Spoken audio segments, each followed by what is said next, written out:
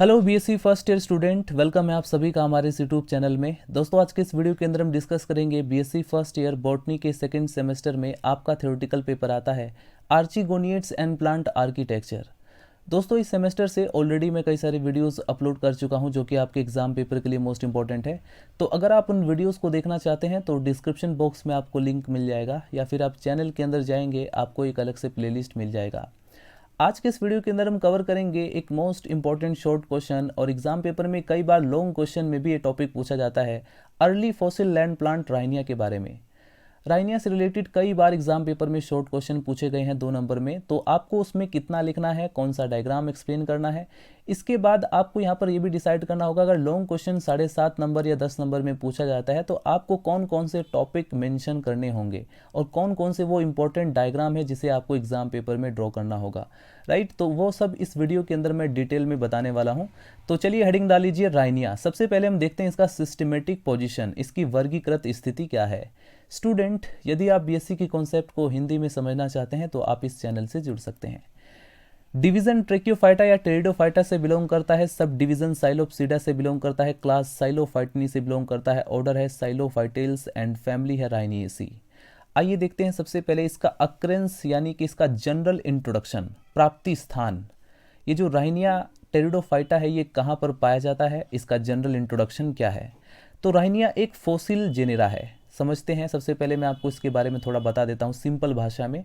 जैसे for example कुछ plants ऐसे हैं जो कि आज से कई लाख वर्ष पहले पाए जाते थे, जीवित अवस्था में पाए जाते थे, लेकिन आज के समय में उनका सिर्फ अवशेष बचा रह गया है। राइट, जैसे फॉर एग्जांपल बहुत सारे ऐसे भी फॉसिल्स हमें हड्डियों के रूप में मिलते हैं, ऐसे ऐसे एनिमल्स जो कि पहले जीवित थे लेकिन आज के समय में उनमें से एक भी एनिमल बचा नहीं है, लेकिन उनका फॉसिल्स हड्डियों के रूप में मिल जाता है।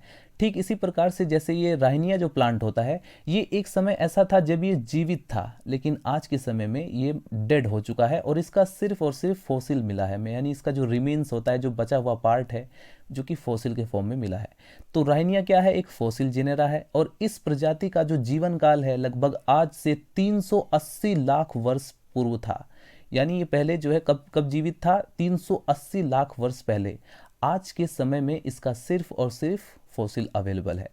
इन पौधों के अवशेष अब केवल चट्टानों पर चिन्हों के रूप में पाए जाते हैं। राइट, किसी जो रॉक होता है, जो चट्टानें होती हैं, उन पर सिर्फ इंप्रेशन या चिन्ह के रूप में पाए जाते हैं। स्कॉटलैंड के एबर्न डिजायर्ड प्रदेश के राहिनी में सन 1913 में मिडल डेवेनियन काल की चट्टानों की कुछ फॉसिल प्लांट के अवशेष मिले। इसका अध्ययन 1917 में डॉक्टर किड्सटन तथा प्रोलेक ने किया था।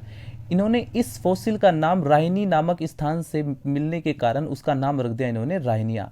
इस जेनेरा की 2 स्पीसीज अब तक पाई जाती हैं। पहला है राहिनिया मेजर, राहिनिया ग्वेनी वेगिनी।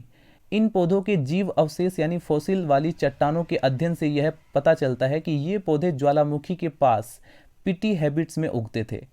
ऐसा भी प्रतीत होता है कि इस प्रदेश के वायुमंडल में गंधक यानी कि वो जो सल्फर का वेपर्स होता है वो भी होती थी, और ऐसा माना जाता है कि जिस भूमि पर ये उगते होंगे वह गर्म पानी के झरनों के एसिडिक वाटर से सेचुरेटेड रहती होगी।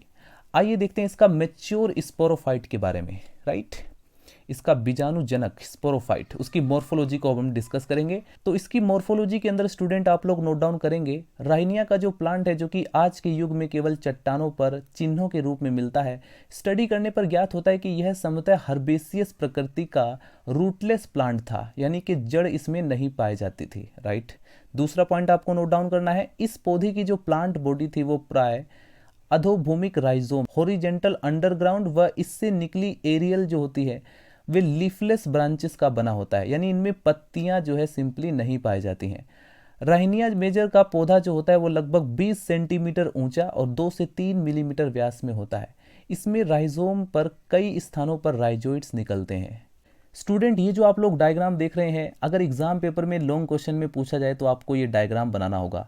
शॉर्ट क्वेश्चन में पूछा जाए तो आप लोग उसका जो स्पोरोफाइट है उसकी स्ट्रक्चर को बता सकते हैं और उसकी जो बेसिक इंट्रोडक्शन है उसको आप लोग एक्सप्लेन कर सकते हैं और एक डायग्राम आप इनमें से बना सकते हैं।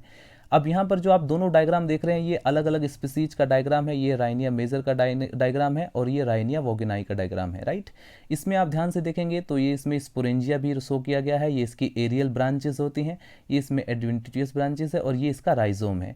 सिर्फ यही डायग्राम आपको एग्जाम पेपर में बनाना होगा, सिर्फ मॉर्फोलॉजी के अंदर, राइट। अभी हम इसकी एनाटॉमी के अलग और भी डायग्राम्स हैं। इनकी एरियल ब्रांचेस जो होती है वो सिलिंड्रिकल होती है, डाइकोटोमसली ब्रांच्ड होती है और ये ब्रांचेस जो होती हैं वो आगे से पतली होती है और इन एरियल ब्रांचेस के एपिकल पोर्शन पर स्पोरेंजियम उपस्थित रहती है, जैसा कि हमने डायग्राम के अंदर देखा। इनके एपिकल यानी आगे वाले पोर्शन पर स्पोरेंजियम अवेलेबल है।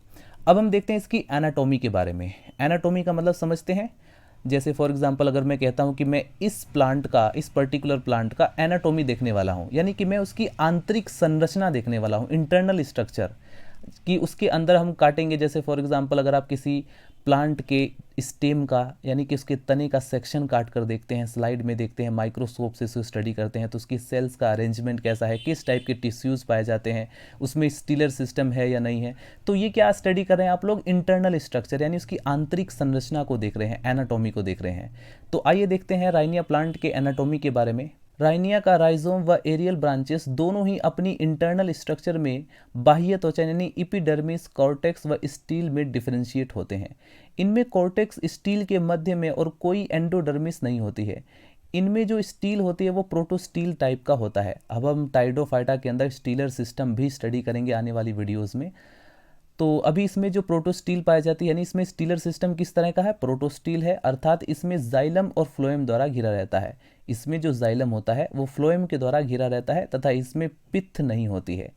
राइजोम अथवा एरियल ब्रांच दोनों में से किसी का ट्रांसफर सेक्शन देखने पर, अगर आप उसको ट्रांसफर सेक्शन काट कर देखेंगे तो इसमें सबसे बाहर का जो स्तर है वो मोटी भित्ति वाले थिक वाल वाली सेल्स का बना होता है। इसे हम एपिडर्मिस कहते हैं। इपी का मतलब क्या होता है, बाह्य, डर्मिस का मतलब त्वचा यानी बाह्य त्वचा। इसमें कहीं कहीं पर स्टोमेटा पाए जाते हैं। एपिडर्मिस के चारों ओर क्यूटिकल भी पाई जाती है और एपिडर्मिस के नीचे पैरेन्काइमेटस सेल्स का मल्टी लेयर्ड कॉर्टेक्स होता है और इस भाग की कोशिकाओं में इंटरसेल्युलर स्पेस पाए जाते हैं। कॉर्टेक्स आउटर व इनर कॉर्टेक्स में डिफरेंशिएट रहता है। कॉर्टेक्स के नीचे स्टील पाई जाती है जो कि प्रोटोस्टील टाइप की होती है और केवल जाइलम व फ्लोएम की बनी होती है, राइट। इसमें जो जाइलम फ्लोएम द्वारा घिरा रहता है, जाइलम जो कि एक टिश्यू है, कंडक्शन का काम करता है और फ्लोएम द्वारा वो घिरा रहता है, राइट। जाइलम और फ्लोएम के फंक्शन के बारे में ऑलरेडी मैं कई सारे लेक्चर में डिटेल में आपको बता चुका हूँ। इसमें जो पित्त नहीं पाई जाती है, राइट। और राइनिया के स्तंभ में यानी उसके स्टेम में स्टील कॉर्टेक्स के बीच में कोई पेरीसाइकिल या एंडोडर्मिस नहीं पाई जाती है। स्टूडेंट, अब आप लोग हेडिंग डाल लीजिए रिप्रोडक्टिव स्ट्रक्चर्स यानी प्रजनन संरचनाएं। राइनिया के रिप्रोडक्टिव ऑर्गन्स स्पोरेंजिया होते हैं जो कि एरियल ब्रांचेस के अग्र भागों पर पाई जाती है।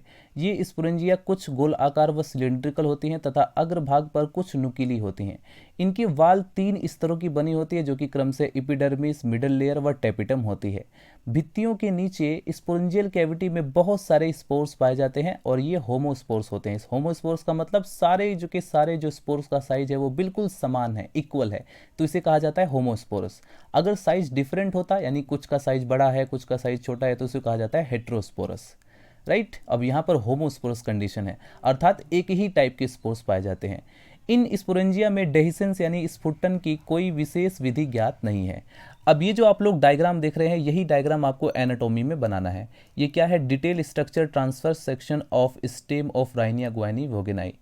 तो यहाँ पर आप देखेंगे ये है इसका आउटर कॉर्टेक्स और ये है इसका एपिडर्मिस यानी बाह्य त्वचा और ये इसमें क्यूटिकल है और ये बीच में सेंटर में जाइलम है और जाइलम को घेर के रखता है फ्लोएम और उसके बाद आप देखेंगे इसमें स्टोमेटा भी प्रेजेंट है और ये है इसका इनर कॉर्टेक्स, राइट। ये इसका आउटर कॉर्टेक्स है, ये इसका इनर कॉर्टेक्स है, ये इसकी एपिडर यानी इसकी नोमेनक्लेचर को आपको अच्छे से लिखना होगा एग्जाम पेपर में। और डायग्राम के लिए आप लोग कलरफुल पेन का यूज़ कर सकते हैं, रेड पेन आप यूज़ मत करना। आगे बढ़ते हैं स्टूडेंट, ये है इसकी स्पोरेंजिया का डायग्राम, राइट। इसको भी आपको एग्जाम पेपर में बनाना होगा। ये देखेंगे इसकी स्पोरेंजिया जो है वो जैकेट है, ये इसका टेपिटम है, ये इसमें स्पोर्स है, राइट। टेट्राइड स्पोर्स है, जैसे कि आप देखेंगे टेट्राइड यानी तीन भागों में डिवाइड है, ठीक है। इसके बाद आप देखेंगे इसमें स्पोरेंजिया यहाँ पर दिखाया गया है, ये इसकी स्ट्राइल ब्रांचेस दिखाई गई हैं। राइनिया के अंदर जो स्पोर्स पाए जाते हैं वो क्यूटिकल से क्यूटिनाइज्ड होते हैं तथा ट्राइडिएट मेकिंग होते हैं। और भी आपको थोड़ा सा इसमें पॉइंट आपको लिखना हो तो आप लोग लिख सकते हैं। राइनिया के गेमेटोफाइट के विषय में कुछ भी ज्ञात नहीं है। लोयन ने राइनिया के स्पोर्स के जर्मिनेशन यानी अंकुरन से मल्टी सेलुलर स्ट्रक्चर का निर्माण बताया। सो स्टूडेंट, फाइनली आज की इस वीडियो के अंदर हमने कवर किया राइनिया ब्रायोफाइटा के बारे में और इससे रिलेटेड जो डायग्राम्स थे उनके बारे में भी मैंने एक्सप्लेन किया। आई होप आपके सभी डाउट्स क्लियर हो चुके होंगे, लेकिन फिर भी यदि आपका कोई डाउट रहता है तो आप लोग कमेंट सेक्शन में मेंशन कर सकते हैं। मिलते हैं स्टूडेंट नेक्स्ट वीडियो में। वीडियो पसंद आए तो लाइक करें, चैनल को सब्सक्राइब कर दें अगर आपको इसी तरह की और भी वीडियोस चाहिए तो। मिलते हैं नेक्स्ट वीडियो में। Bye bye, Tata.